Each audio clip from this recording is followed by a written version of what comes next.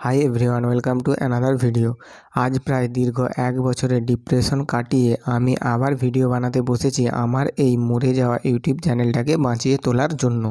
আজ থেকে প্রায় 1 বছর আগে আমার চ্যানেলটি ডিমনিটাইজ হয়ে যায়। আমি কিছু বুঝে ওঠার আগেই ডিমনিটাইজ করে দেয় ইউটিউব কর্তৃপক্ষ এবং কারণস্বরূপ জানায় আমি রিউজ কন্টেন্ট ব্যবহার করছি। এরপর আমি 1 বছরে প্রায় 3 বার অ্যাপিল ও রিঅ্যাপিল করি, কিন্তু 3 বারই ওই একই কারণ দেখানো হয় এবং আমি পুরোপুরি হাল ছেড়ে দেই। এরপর প্রায় দীর্ঘ 1 বছরের অপেক্ষা এবং 1 বছর অপেক্ষা করার পর আমি প্রায় 7 থেকে 8টি ভিডিও নিজের ভয়েস ওভার দিয়ে আপলোড করি এবং আপলোড করার পর ইউটিউবের কাছে আমি আবার একবার রিঅ্যাপিল করি। আর এইবার ভগবান আমার সহায় হয় এবং আবার আমার ইউটিউবের মনিটাইজেশনটি চালু হয়ে যায়। এবার আমি একটু স্বস্তির নিঃশ্বাস ফেলি এবং আবার নতুন এক স্বপ্ন নিয়ে ইউটিউবের নতুন জার্নিটাকে শুরু করার চেষ্টা করি। অনেক কথা বললাম, চলো এবার ভিডিওটা সম্পর্কে কিছু বলি।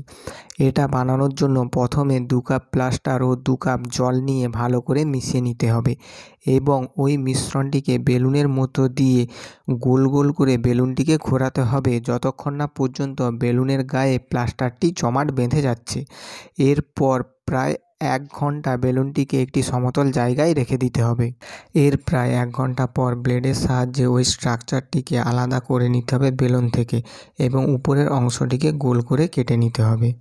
তারপর নিজের পছন্দ মতো লতা ও ফুলের ডিজাইন আমি করে নিয়েছি আর এই ডিজাইনগুলিকে জীবন্ত রূপ দেওয়ার জন্য ক্লের ব্যবহার করেছি। আর তারপর ওই ডিজাইনগুলোকে ব্লেডের সাহায্যে কেটে নিয়েছি এবং এরপর ফুল ও পাতাগুলিকে কালার করে নিয়েছি। আর সবশেষে এর মধ্যে একটি লাইট ফিটিং করে রোটেট ডিসপ্লে মেশিনে এটিকে বসিয়ে সবার সামনে উপস্থাপন করেছি। তোমরা যে কেউ চাইলেই বাড়িতে বসে এই সুন্দর টেবিল ল্যাম্পটি বানিয়ে নিতে পারো এই পদ্ধতি অনুসরণ করে। আর তোমরা অনেকেই জিজ্ঞাসা করেছো যে আমি এটা বানানোর জন্য কি ব্যবহার করি। এটা বানানোর জন্য প্লাস্টার ব্যবহার করি আর এই প্লাস্টার পাওয়া যায় সোনা, রূপা ও তামার কাজের কাঁচামাল যেই সব দোকানে পাওয়া যায় সেইখান থেকে তোমরা পেয়ে যাবে। আমাকে অনেকেই কমেন্টে জানিয়েছে যে এই স্ট্রাকচারটি বেলুন থেকে আলাদা করার সময় ভেঙে যাচ্ছে বা প্লাস্টারটি বেলুনের মধ্যে জমাটই বাঁধছে না।